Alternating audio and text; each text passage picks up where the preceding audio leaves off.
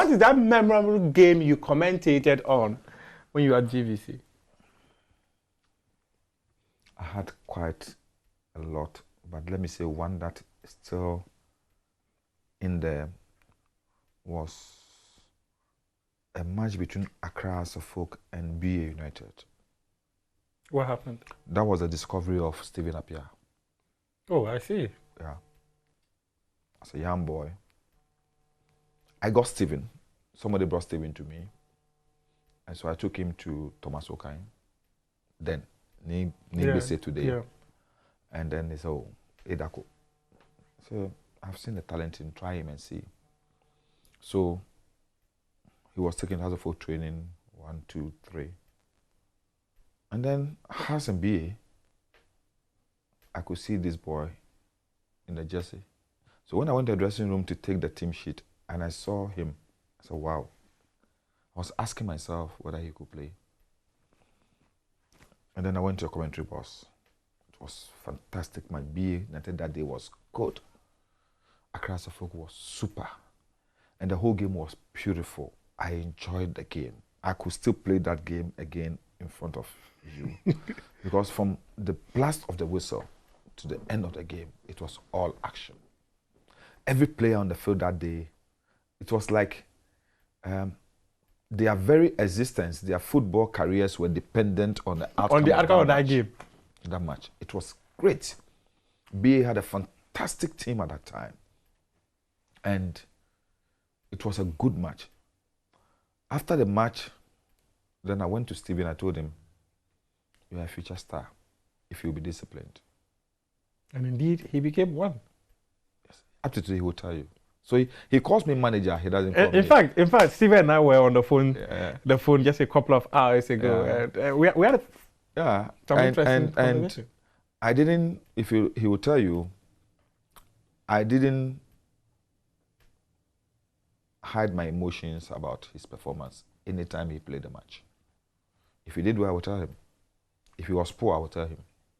I never hid it. There's this match too that I would say was very stuck in my memory. I was sleeping in the same room those days with Ezekiel Lamu. Okay. We're friends, football mates, friends. We live in the same community in Zongolen. And we were sleeping in the same room. You know those guys, those times young men share rooms, because it was difficult for you to rent a place. Yeah. And so we started together, we share a room. We sleep on the same bed. And the night before, I thought as a footballer, you should rest before a game. Sure.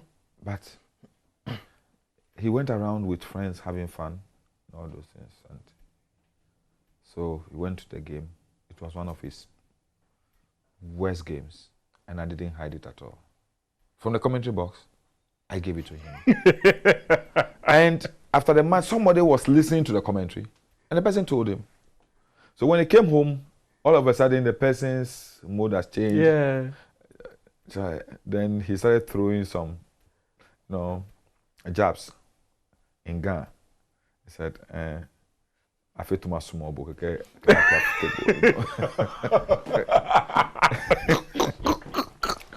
And I saw that he wasn't then. So he was sitting there eating. I went to put my hand in the food. Then he got up. He left the food for me. Oh! I ate it all right. And I finished. Journalism is really, really difficult. That day, he decided not to sleep on the bed. I had the bed the whole bed to myself. And you didn't even care? I didn't care. So the next day, I called the brother Sunday, and I told Sunday, this is what happened.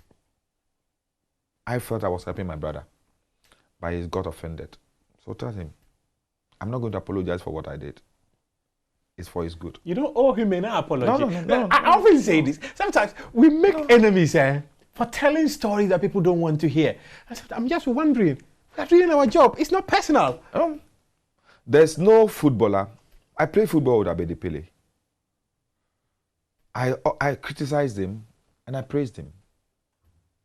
To me, he was a fantastic footballer. At what level did you play with Abedi? Coast. We Coast played football. Coast football Oh, together. okay. Abedipele, I, and Abu Moro. Oh, I see. Yeah. The late Abu Moro. Yeah, Farkus. I hear he was a wonderful talent. Fantastic. Let me be frank with you. Our time, the best footballers did not go far.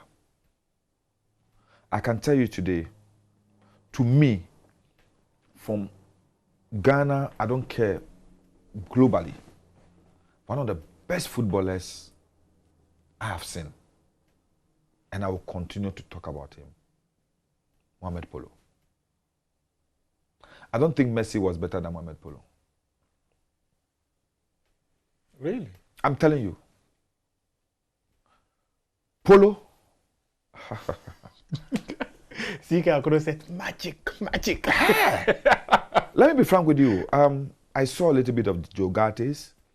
I saw a little bit of the, let me say, Ofe Dodus, Ose Kofis, and the rest. They were all fantastic. But Polo, I don't know God. I don't know the God that created him. Polo, when people talk about Messi, Ronaldo, and the rest, I laugh. So you haven't seen footballers. Polo could stand at one place. The sort of things Messi sometimes does, Polo had done more.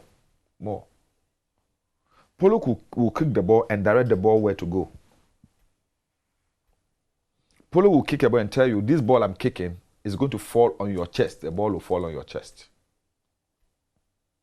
Really? Polo was fantastic.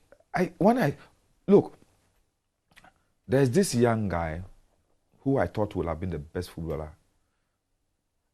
Is the nephew to Nyanum Thompson. He's still alive. James Thompson. We call it Ora James. Hey! Those days.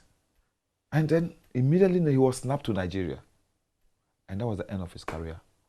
House of Folk, Great Olympics were fighting over him. Somebody took him to Nigeria. And that was the end of him. Are you a House of Folk fan? Or Olympics fan? No, I grew up as a House of Folk boy. Because my whole family, my father, my mother, everybody in the family was House of Folk. My grandfather used to share the same birthday with House of Folk. So it was like 11th November. November. Oh, I see. But at what point did you 11 November 1911. 1911? Yes, my mother's father, my Oh, I see. Yes. Oh, interesting. Yeah. Oh, so, then they were all founded the same day. And my house was very close to the traditional home of Accra House of Folk. Oh, okay. On the Safachenete Street. Yeah, okay. Yeah, so it was like when House of Folk players used to come there, we go there, we see them when we're kids. We see them, they come there to pray before they go to play. It's a natural bond. Yes. Oh, okay. But then I became fond of Great Olympics because of their desire. In spite of everything they desire to achieve, and all, when I was going out, I became fond, but the House of Folk was still there. So it became like, it's an Accra team. I like them, but I love Accra House of Folk. Then all of a sudden, me and some friends decided that we want to prove to House of Folk and Great Olympics how to really run a club. So Alaji Sly came in together with Alaji Sly, Douglas Tego, the late Cash. The late Alaji Sly Tete. Alaji Sly Tete. Oh, okay. And then I spoke to his Alaji Sani. Okay. I had you interview him. Yeah. Well, we played football together. Oh, I see. Alaji Sly. Yeah. Alaji Sani. I, Douglas Tego. Oh, I see. Cash. So we're a group of ex-footballers who decided to come together to found a club and to prove through the football, they said that we, the football players, could also do the same. Yes. And because we didn't understand while in Europe, it is footballers who grew up to become presidents and chairmen of football clubs. But here, the job is meant for lawyers and things. The lawyers should be in the courtroom. Why do they want to mingle with our game? So he said they'll come for you. So we decided to prove to people. So we sat down clearly and we did the concept paper. I remember 2 days. We got people who have been in sports. The Honorable B.T. Baba, Mr. Commodore Mensah, lawyer, he was former dean of the. Is it dean of the law school? He has a Montcrest University. Yeah, lawyer Ansar Sari. Oh, okay. and Sansari and some others sat down, look at it, and we saw what we wanted to do. And I was proud of that time I spent with Alhaji and Fele Sansong in developing football through Liberty Professionals. You can see the players we nurtured, the players we brought up. At the time, in fact, there was one national Black Star match, 10 out of the 11 players on the field were from Liberty. Yeah, you really built something. Yeah, because we spent time. There were times when 2 days we would just be on the road, just watching football matches across the country and picking players. Wow. If Sly heard that there was this player in that hole somewhere, we'll go for that player. I remember very well I was there, he called me and say, "Me no fear." So, if you know, okay, back when he was standing right by the roadside. When I went to him, he said, "Sit down." I said, "Where are we going?" So, "Let's go, don't talk, let's go." The next time, all that I saw were in Mando. We spent the night in Mando just to watch Ibrahim Atiku play football. Wow. Yeah. That's how you scouted as players. Yes. We drove all the way from Accra to Pristia to go and watch our goalkeeper. I've forgotten his name. And we brought him to Accra the next day. We drove all the way to Agogo for Sule Muntari. So Sly was somebody who would not hear of a good player and would not want to go and see the player first before getting him. Oh, okay. He wanted first-hand experience of the player. Yeah, and that's what we did. Someone told us that there's this boy, a very good player called Michael Asian. And so he's playing Coast Team, Great Gardens or something in Cape Coast. We went to Cape Coast. We watched him. We said, yes, it's true. He's a good player. Can we get him? And we got him. Derek Boateng, all of them, all those players. Let me see. Now let me ask you, I don't know if it's an emotional question. How do you feel these days about Liberty Professionals? Because Sad. this was a team. Sad. Sad. I feel so sad. You know, I go there, I go to Dansoman sometimes, twice in a month. Because I belong to Liberty Oldies, and we train there every Saturday morning. It's these days I don't get the time because of the campaign. But when I go there, every day I step there, I go back into time and ask myself, Sly, why did you leave so early? But why didn't you people continue the legacy of Sly? What happened? It's one thing, somebody bearing the vision himself, and another thing, somebody taking over that vision and trying to drive it. That's the difficulty we had. I have no problem with Mr. Ansong. He tried his best. But I think right from day one, the sort of structure that was built was like everything Sly. So when he passed, we couldn't handle the transition well to see how do we drive that vision he had. Alhaji, when I spoke to Alhaji said, "Oh, Ansong was more of a businessman, not a football man." You see, the issue is that Sly wanted him to look at the business side of the team. And so we needed somebody with that technical knowledge of managing the team. And that is what we didn't get because Alhaji was outside, Cash had died, Douglas Tego was not really interested. I had moved on to politics. And so in fact, I'll come to politics. We left Mr. Ansong alone, and I think that was the beginning of the end of Liberty.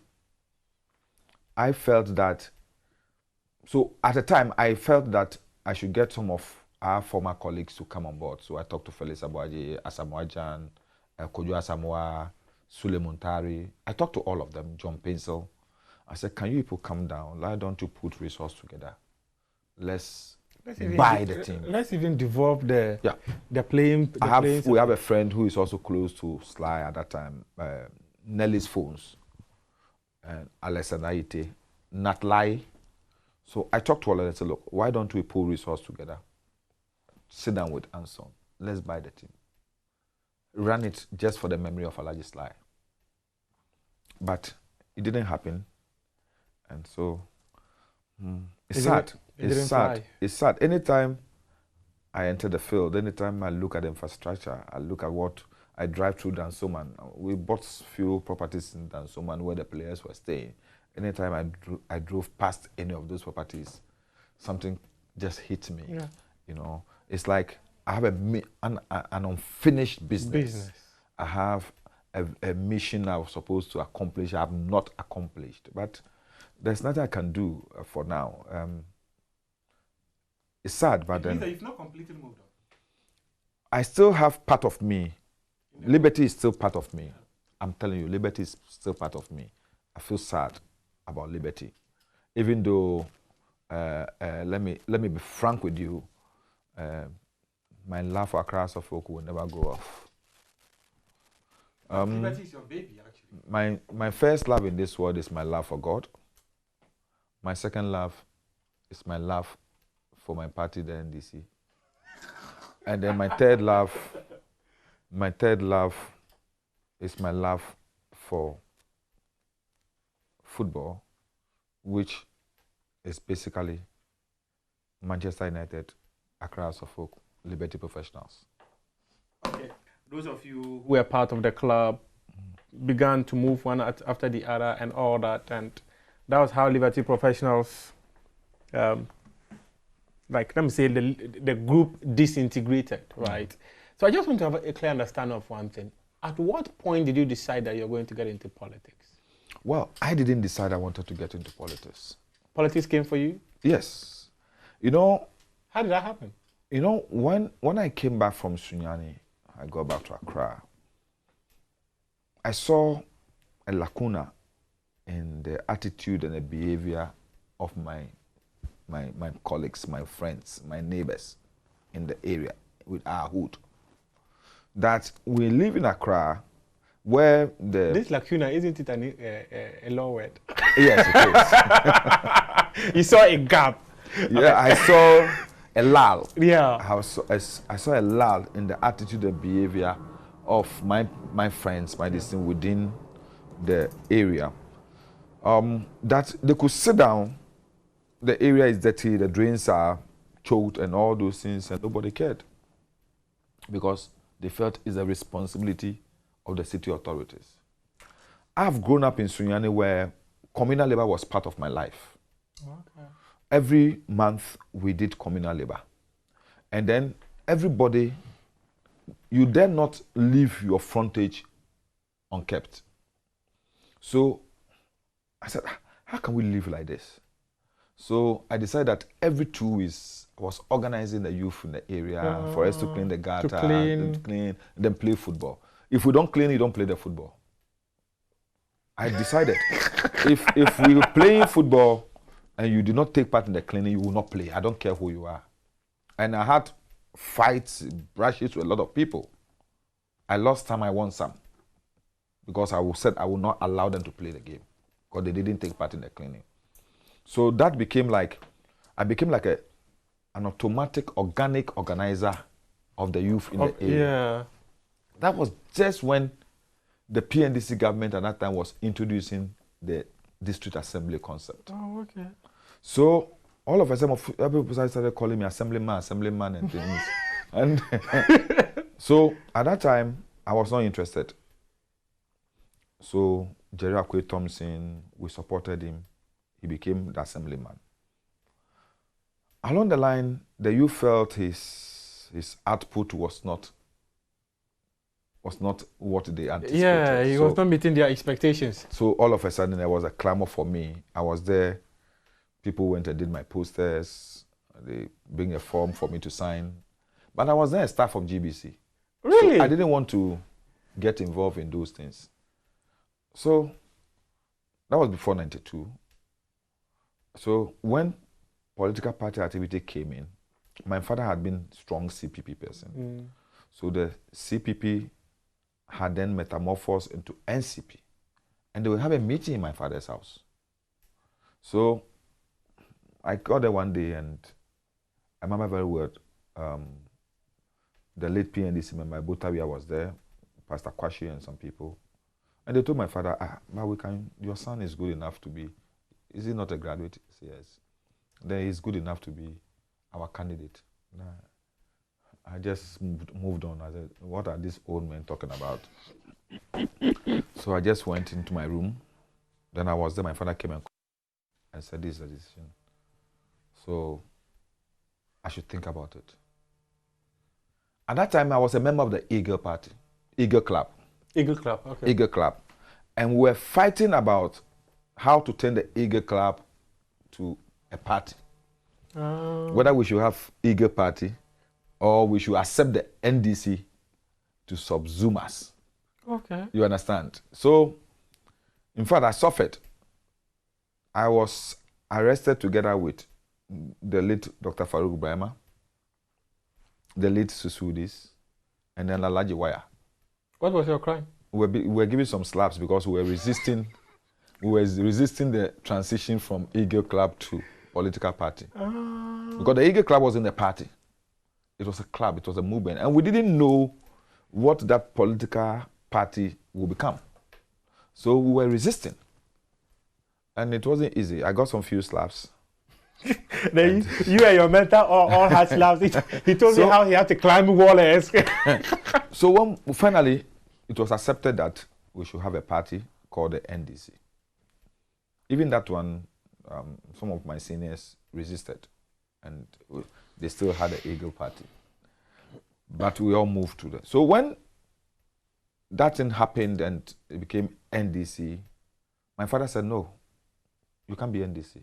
You have to be NCP. We are CPP people. You can't be NDC. Did you sever ties with your father on that? Well, not really, because I wasn't even convinced about the whole politics issue. Oh, okay. You understand? And I felt that as a staff of GBC at that time, I need not get myself involved in politics. Yeah. So, but the club, as for the Eagle Club, it was a club. So, 92, when they were going through, I was there. My father insisted then that I should be the NCP parliamentary candidate.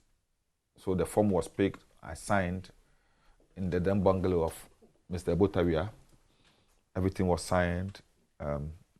So I was going to be the candidate for NCP. Then there was a merger between NDC and NCP. So when the merger happened, it became obvious that we were too small to swallow the NDC. So the NDC swallowed us. So when the NDC swallowed us, we all became automatic members of the NDC. My father himself accepted. Okay. Because they didn't also have the resources at that time. Yeah. So it was going to be a struggle. So when we went in, fortunately for me, I was made a ward secretary. Just like that. I became a ward secretary. And then we had the parliamentary primaries. Ishmael Aite became the candidate. Then in 96, the youth decided that I should be the parliamentary candidate. So they entered me for the primaries. We were 4. The then MP Ishmael Aite, the late Ato Baker, and then Captain Yokai, and then myself. It was a struggle. And I knew that I was going to win because the youth were with me at that time. Twice we went for the primaries. According to the elders, they saw that my uncle, Commodore Steve Obimpe, was one of the people at that time. They came around, the BNI report, everything indicated I was going to win, and they didn't want me to win.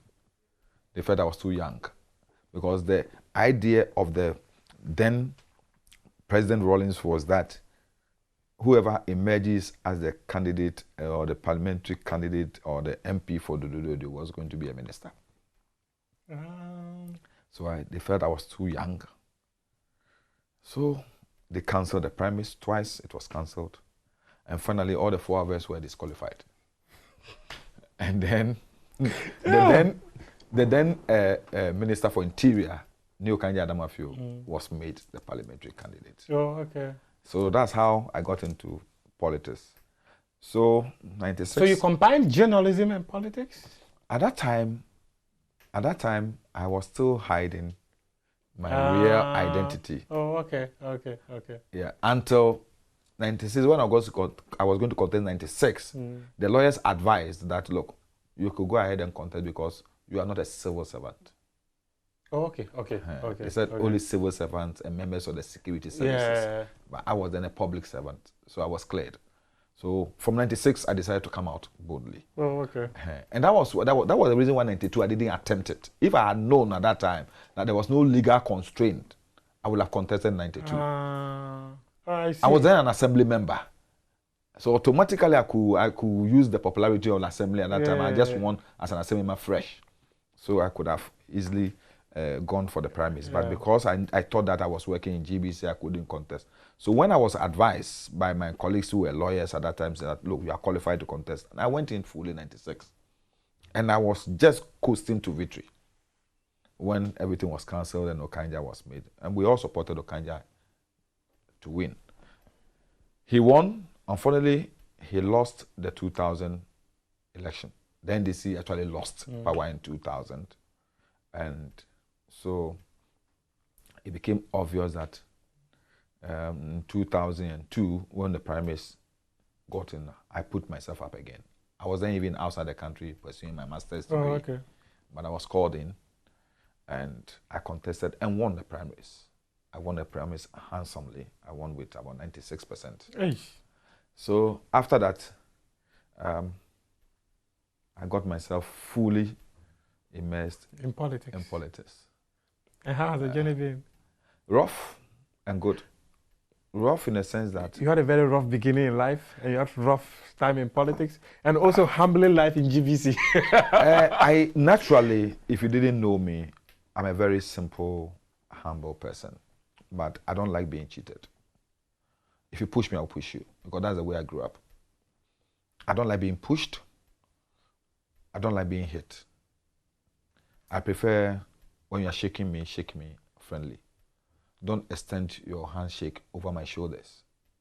Because as ABA Hussein says, it no more becomes a handshake, it becomes a shove.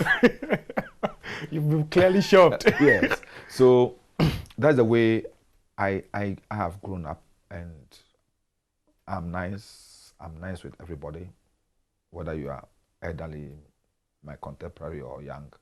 Once we respect each other, it's fine for me. But my concern is some people thought that they could use intimidation, rough tactics, coercive force to always have their way. And me, when you smile towards me, I'll smile towards you. But when you frown, I'll frown. So I proved to them that I'm not one of those easy nuts to be broken. You can't just, if you want to take something away from me, convince me why you have to give it up. But don't come pushing me, wanting to just strip my shirt off my chest as if I'm not a man. So that is why they also decided that, look, the only way we can get this guy off is to use force, because his popularity is just too huge. And they tried and tried. I know if I had not stepped down, they would have tried again, and I would have beaten them to it again. So politics has been ups and downs. Let me say, I am grateful to God Almighty. Yeah. I'm grateful to God Almighty. I'm very proud of my achievement as a member of Parliament. I'm very proud of the sort of impact I've made in my community. It's not been perfect, but I will stand everywhere and beat my chest that my people have not regretted giving me 3 terms representing them in the House of Parliament.